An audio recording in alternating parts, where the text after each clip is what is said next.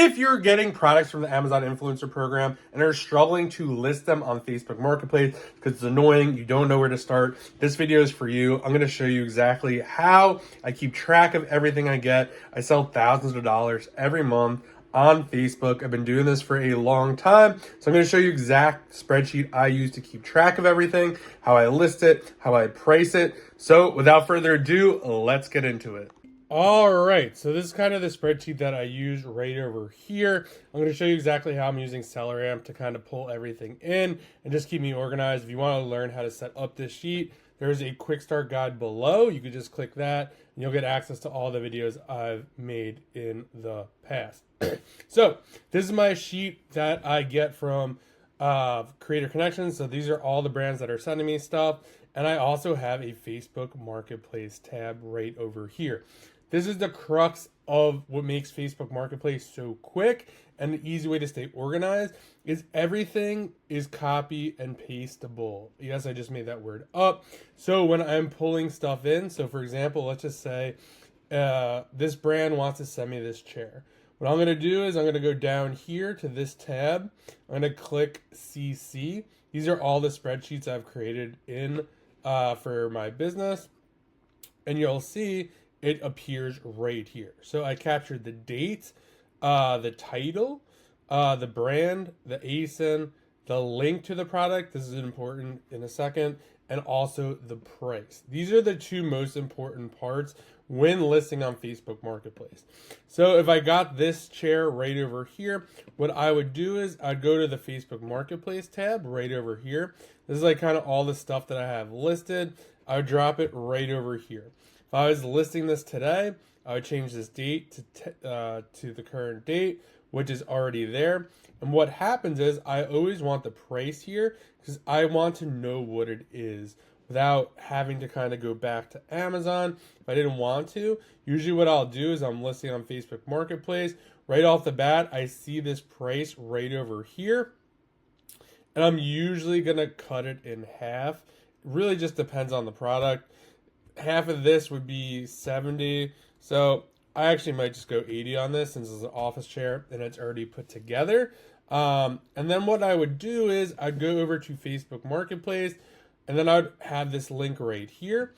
And then I would literally just copy and paste everything that is in this listing really, really easily without having a spreadsheet like this and the links. It gets super messy because people are going to want to know the pricing, all this stuff right here, 47 inches, the length of everything.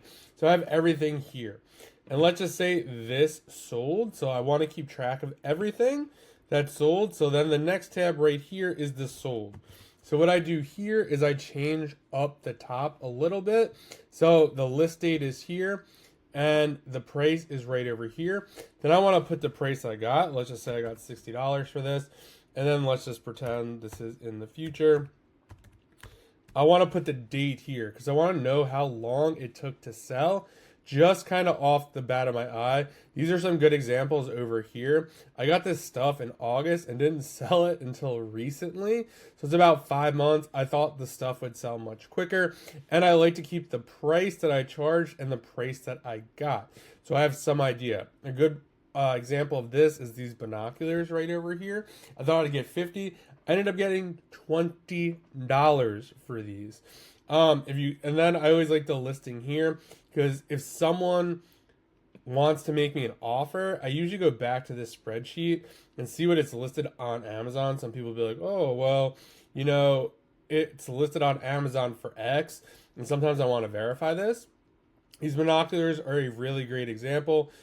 If you have Keepa, you could tell when I got these first, they were listed for $129.99. So in my head, I'm like, oh my God, even though I just got half of that, that's $60. Well, as soon as I got the product, it dropped to $60.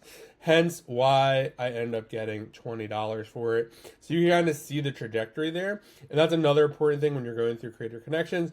Just because it's listed at this price does not mean it will stay there. It stayed here for about 5 days after I made the actual listing.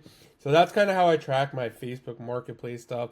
But it all starts with this sheet right here that has all this information right over here. And then when I bring it over here, I just have to change a couple things.